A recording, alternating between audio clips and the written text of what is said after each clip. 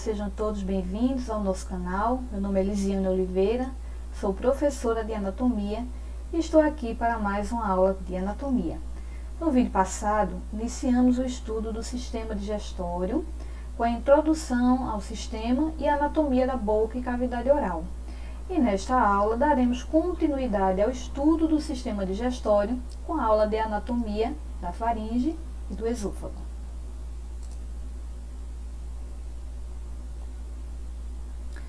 A faringe é um órgão muscular que conecta as cavidades oral, nasal, o esôfago e a laringe. Tem funções digestivas e respiratórias. É responsável por conduzir o bolo alimentar desde a cavidade oral até o esôfago, onde será dada a continuação da deglutição. Também é pela faringe que o ar é conduzido da cavidade nasal até a laringe. Nessa região, dá-se o nome de cruzamento aerodigestório. Estruturas como o palato mole e a epiglote auxiliam nesse processo de deglutação, impedindo que o bolo alimentar ele entre nas vias respiratórias. A faringe está localizada nas regiões cefálica e cervical, então entre a região da cabeça e a região do pescoço. Está localizada anteriormente à coluna cervical e estende-se desde a base do crânio até a altura da margem inferior da cartilagem cricoide. Então essa aqui, margem inferior da cartilagem cricoide, está localizada desde a base do crânio até aqui. Limita-se superiormente com o corpo do osso esfenoide e a porção basilar do osso occipital. E inferiormente está no nível da sexta vértebra cervical, a partir de onde se continua com o esôfago. Então essa aqui é uma vista de um corte sagital da cabeça, mostrando aqui essa região da faringe. E aqui uma vista posterior da cabeça, onde a faringe ela foi aberta posteriormente e nós estamos observando sua vista posterior.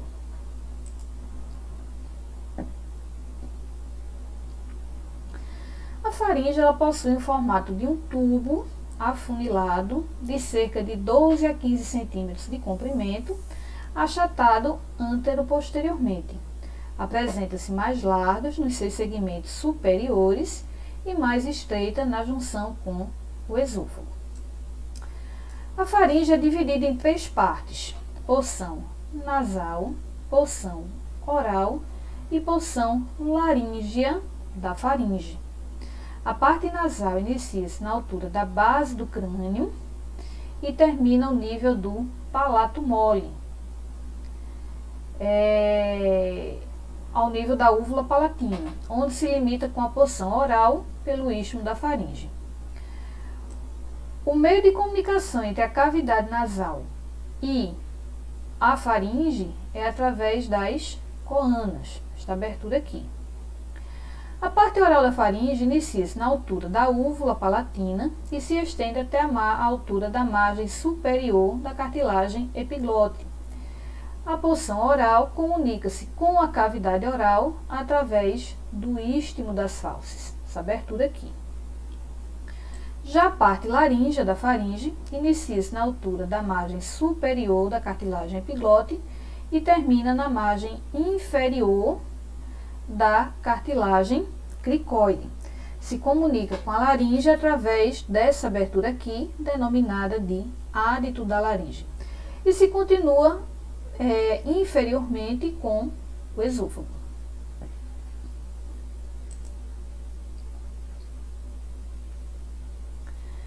Agora iremos falar sobre as relações da faringe. A faringe como um todo relaciona-se da seguinte forma: superiormente com o corpo do osso esfenoide, com a porção basilar do osso occipital, posteriormente com vértebras cervicais, lateralmente com o conjunto vásculo nervoso do pescoço, contendo a artéria carótida, a veia jugular interna e o nervo vago. E inferiormente com a porção cervical do esôfago, ou seja, a primeira porção do esôfago, com a qual se continua o tubo digestório. Algumas outras relações são específicas de cada uma das partes da laringe. A parte nasal apresenta uma relação anterior com, obviamente, a cavidade nasal. Posteriormente com os corpos das duas primeiras vértebras cervicais, atlas e axis. E inferiormente com a porção oral da faringe. A parte oral está relacionada superiormente com a parte nasal da faringe, inferiormente com a parte laríngea da faringe, anteriormente com a cavidade oral e posteriormente com terceiras e quartas vértebras cervicais. A parte laríngea da faringe está relacionada superiormente com a porção oral e inferiormente com o esôfago, anteriormente com a face posterior da laringe, posteriormente com quinta e sexta vértebras cervicais e lateralmente com os lobos da glândula tireoide.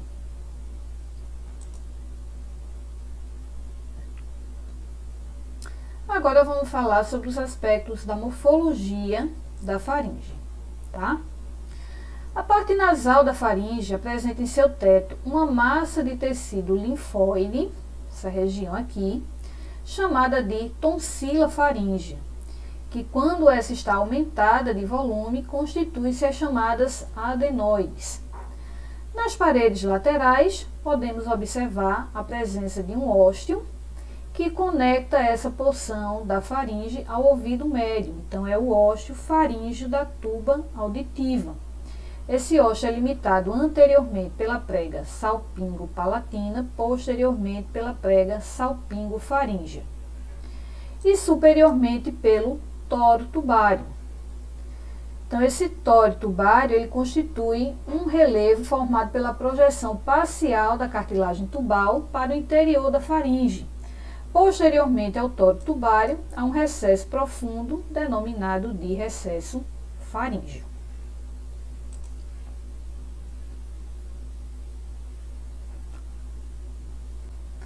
A parede anterior da porção oral da faringe é formada pela raiz da língua, onde encontramos a tonsila lingual.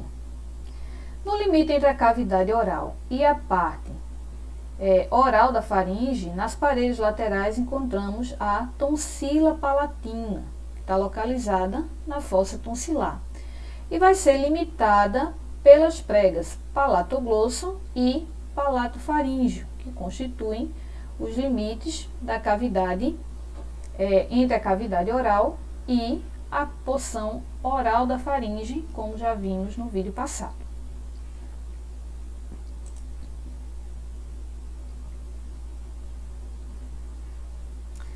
A parte laríngea da faringe aloja uma fenda de cada lado, próxima à laringe, denominada de recesso piriforme.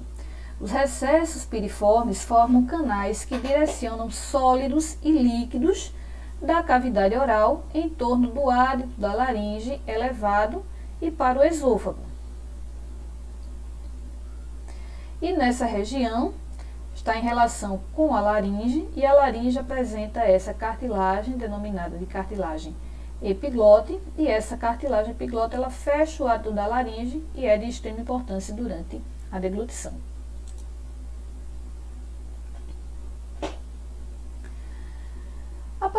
A parede da faringe compõe-se de 3 camadas: uma túnica mucosa, uma túnica muscular e uma túnica adventícia. A túnica mucosa é a túnica mais interna, enquanto que a túnica adventícia é a túnica mais externa.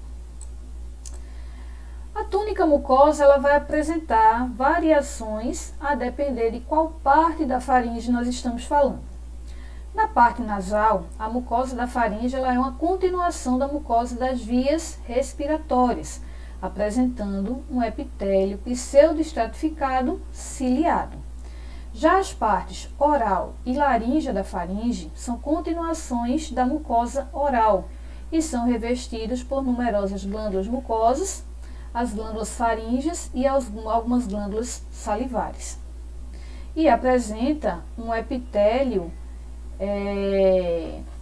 pavimentoso não queratinizado. A túnica muscular é constituída por duas camadas de músculos estriados esqueléticos, sendo uma camada externa e uma camada interna. A camada externa é formada por músculos de disposição horizontal e oblíqua, os músculos constritores, enquanto que a camada interna é longitudinal, composta pelos músculos levantadores da faringe. Os três músculos constritores, músculo constritor superior, constritor médio, constritor inferior, ascendem posteriormente e se inserem juntos na linha mediana, chamada de RAF faríngea. Esses músculos constritores estreitam na luz da faringe, sendo responsável pela propulsão do bolo alimentar durante a deglutição. Já os músculos levantadores, o músculo estilofaríngeo e salpingofaríngeo, são pouco desenvolvidos e elevam a faringe, facilitando a penetração do alimento no esôfago. Também ampliam o ósseo faríngeo da tuba auditiva durante o bocejo e a deglutição, auxiliando a equalizar a pressão da orelha externa e da orelha média. A túnica adventícia é denominada de fáscia bucofaríngea e é constituído por um tecido fibroso e envolve toda a musculatura da faringe em toda a sua extensão. E agora nós vamos falar do esôfago. O esôfago é um órgão em forma de tubo que transporta o bolo alimentar da faringe até o estômago, através de um movimento denominado de movimento peristáltico, realizado pela camada muscular do esôfago.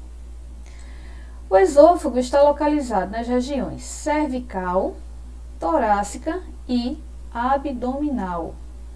Na região cervical, situa-se adiante das vértebras cervicais e, ao penetrar no tórax, esse desce posteriormente à traqueia e ao arco aórtico, deslocando progressivamente para a esquerda e a metade inferior por trás do pericárdio. Ao atravessar o músculo diafragma, o hiato esofágico, passa por diante da artéria aorta descendente até chegar ao abdômen.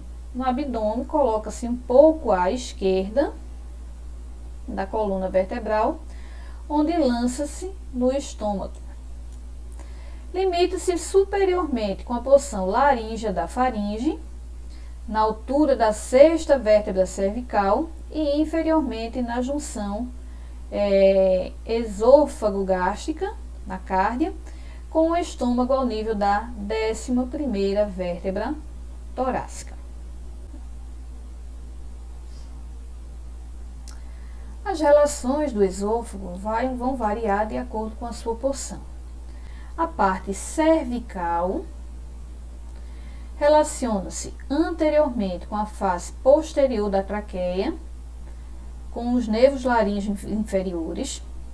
Lateralmente relacionam-se com as artérias carótidas comuns, com os lobos da glândula tireoide e com o ducto linfático. E posteriormente relaciona-se com a coluna cervical, com o músculo longo do pescoço e com a lâmina pré-vertebral da face profunda do pescoço. A parte torácica relaciona-se anteriormente com a face posterior da traqueia, mais especificamente com a parede membranácea da traqueia. Relaciona-se também com o brônquio principal esquerdo e com o pericárdio, que recobre o átrio esquerdo. Lateralmente, relaciona-se com o arco da aorta, com a artéria subclávia esquerda, com o ducto linfático e com a pleura mediastínica e com os nervos laríngeos inferiores. Também relaciona-se ainda com a aorta descendente, com a veia ásibus e com o seu arco. Posteriormente, relaciona-se com a coluna vertebral, com o ducto linfático e com a aorta descendente. Os nervos vagos direito e esquerdo, ao formarem os troncos, envolvem o esôfago logo abaixo dessa região aqui do arco aórtico, determinando uma relação anatômica também de grande importância. A parte abdominal relaciona-se anteriormente com o lobo esquerdo do fígado, lateralmente com o fundo do estômago e com o lobo esquerdo do fígado, posteriormente com os pilares do músculo diafragma.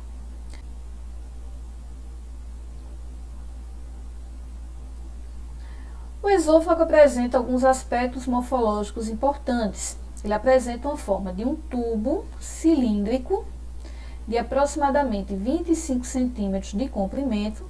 Quando em repouso, suas paredes encontram-se colabadas. Divide-se em 3 porções: porção cervical, porção torácica e porção abdominal. A parte cervical apresenta cerca de 5 centímetros de comprimento, inicia-se ao nível da margem inferior da cartilagem cricoide e da sexta vértebra cervical até a abertura superior do tórax. A parte torácica apresenta cerca de 18 a 19 centímetros de comprimento e se prolonga até o hiato esofágico, onde atravessa o músculo diafragma e adentra a cavidade abdominal. A porção abdominal é uma porção curta de cerca de 2 centímetros de comprimento e vai desde o hiato até a junção gástrica na região da cárdia. O esôfago também apresenta algumas diferenças de calibre ao longo do seu trajeto, apresentando algumas constrições. A primeira constrição é a constrição broncoaórtica, resultante da compressão provocada pelo cruzamento do arco da aorta e do cruzamento do brônquio principal esquerdo. A segunda constrição é a constrição diafragmática localizada no hiato esofágico. O hiato esofágico é essa abertura aqui do músculo diafragma por onde vai passar o esôfago. E a constrição, essa constrição ela é originada justamente devido à passagem do esôfago nesta abertura. Então, essa constrição diafragmática, esse músculo diafragma, nessa região aqui, ajuda a fechar o estômago, constituindo que seria um esfíncter fisiológico, evitando o refluxo gastroesofágico nessa região.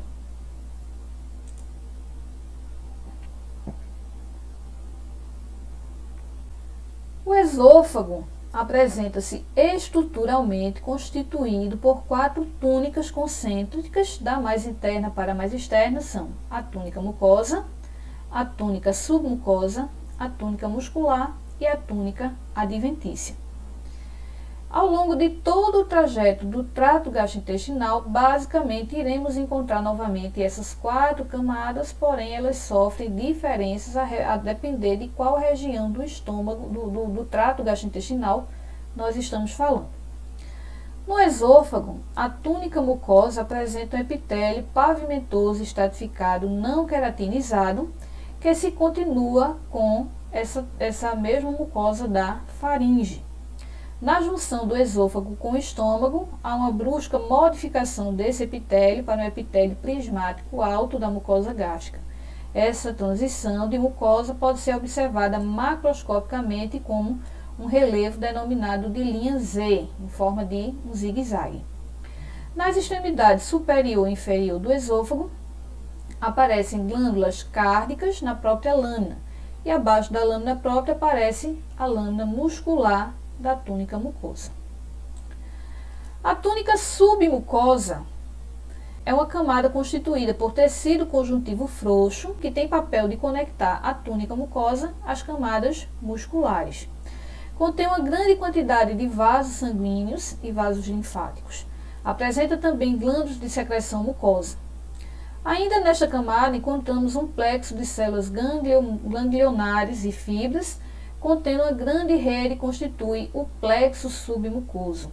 Este plexo existe também no restante do tubo digestório e apresenta uma grande e importante de via de ativação muscular e das vias secretoras. A túnica muscular exige duas orientações de fibras musculares no esôfago. Uma mais externa, constituída por uma camada longitudinal, e uma mais interna, constituindo uma camada em direção circular, responsável pelas contrações em ondas, no caso os movimentos peristálticos, que transportam o alimento na direção do estômago. No terço superior do esôfago, nós encontramos camadas musculares constituídas principalmente por músculo esquelético, que são provenientes ainda da faringe, sendo lenta e progressivamente substituídas por musculatura lisa. Apesar de haver uma descrição de uma zona esfinctérica no segmento inicial do esôfago, ainda não foi possível determinar qualquer componente muscular que justificasse esse comportamento. As inserções da musculatura do esôfago na membrana freno-esofágica e, consequentemente, no diafragma, têm sido admitidas como responsáveis pela função esfinctérica nessa região. Desta forma, o esôfago, o tecido conjuntivo periesofágico e o músculo diafragma constituem uma unidade funcional para o impedimento do fluxo do conteúdo gástrico para o esôfago. E a túnica adventícia, a túnica mais externa, na região cervical, o esôfago é envolvido por um tecido conjuntivo derivado da face cervical profunda. Esse tecido envolve o esôfago e serve com ele para o mediastino, onde passa a unir esse tubo às demais estruturas próximas e continua-se com a face endotorácica sem limites definidos.